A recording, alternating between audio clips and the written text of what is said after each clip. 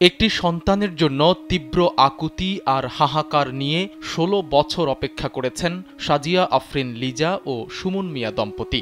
দীর্ঘ এই অপেক্ষার পর পরিবারে এসেছে নতুন অতিথি, তাও আবার একজন নয় দুজন।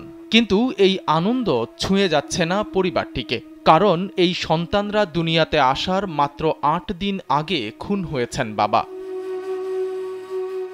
বৃহস্পতিবার সকালে রাজধানীর বাংলাদেশ স্পেশালাইজড হাসপাতালে যমজ সন্তানের জন্ম দিয়েছেন সুমনের স্ত্রী সাজিয়া আফরিন লিজা। তবে এ নিয়ে ওই পরিবারে কোনো উচ্ছ্বাস নেই, কারণ বেঁচে নেই দুই সন্তানের বাবা সুমন। তারপরও ফুটফুটে দুই নাতিকে পেয়ে ছেলেকে হারানোর সব কষ্ট বুকে চেপে রেখেছেন নাসির উদ্দিন। খালাম্মা, আমি আপনার মোবাইলে সেলফিন ইনস্টল করে দিতেছি। আপনার রেমিটেন্সের টাকা আপনি নিজেই জমা করতে পারবেন। সেলফিন, আগামীর ব্যাংকিং। ফুটফুটি দুটি বাচ্চা, মেয়ে, আমার নাতি, তাদেরকে দেখে আমি আমার সব কষ্ট দুঃখ ভুলে গিয়েছি।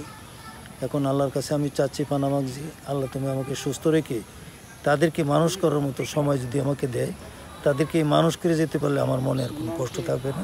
নিহত সুমন মিয়া নরসিংদীর রায়পুরা উপজেলার চরসুবুদ্দি ইউনিয়নের বর্তমান চেয়ারম্যান নাসির উদ্দিনের ছেলে। তিনি তৃতীয় ধাপের উপজেলা পরিষদ নির্বাচনে তালা প্রতীকের ভাইস চেয়ারম্যান প্রার্থী ছিলেন। গত ২২ মে উপজেলার মীরেরকান্দি এলাকায় নির্বাচনী প্রচারকালে প্রতিপক্ষের হামলায় নিহত হন সুমন মিয়া।